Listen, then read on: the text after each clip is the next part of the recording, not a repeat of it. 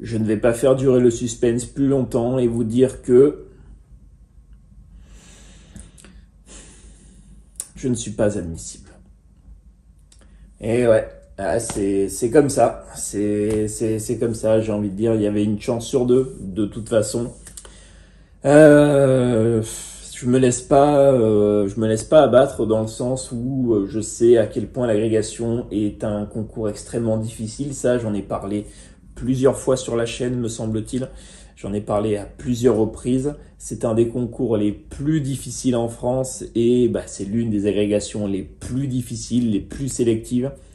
Cette année, il y a 107 places, me semble. Oui, c'est ça, 107. Enfin, de ce qu'on nous avait dit en début d'année. Peut-être que ça a changé entre-temps, mais c'est 107. Donc, ça veut dire que il faut que je parte du principe que devant moi, il y aura forcément 107 personnes de plus douées que moi, de plus compétents, de plus disciplinés que moi pour préparer un tel concours.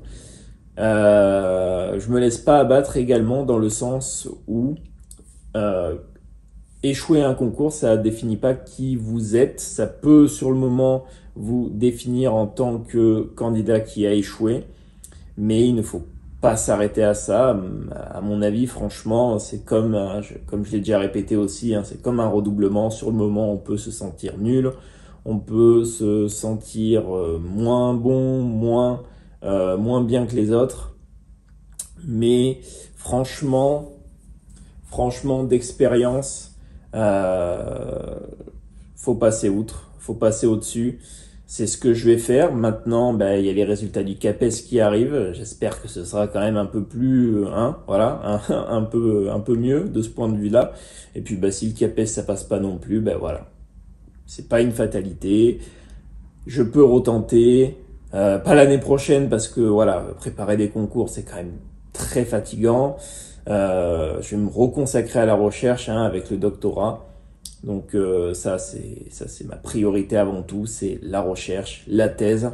Et je pars du principe que d'ici un an ou deux, je repasserai peut-être les concours. Voilà, je me remotiverai à ce moment-là, je me chaufferai pour le faire et je les préparerai mieux. Voilà, pour la prochaine fois passer au moins les écrits, aller aux oraux. Donc voilà.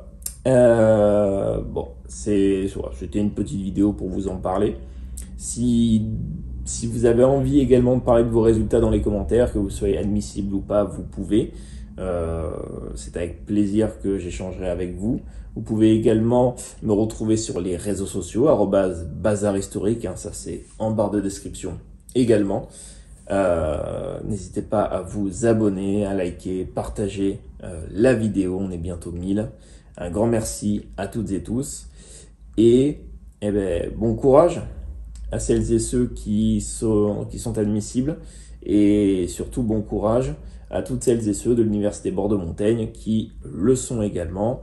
Voilà, bon courage et puis on se retrouve lundi pour une nouvelle vidéo FaceCam, mercredi pour votre leçon d'histoire hebdomadaire. C'était Bazar Historique. Bonne soirée à vous, bonne journée, en fonction de quand vous regardez la vidéo. Comme d'habitude, à la prochaine. Ciao.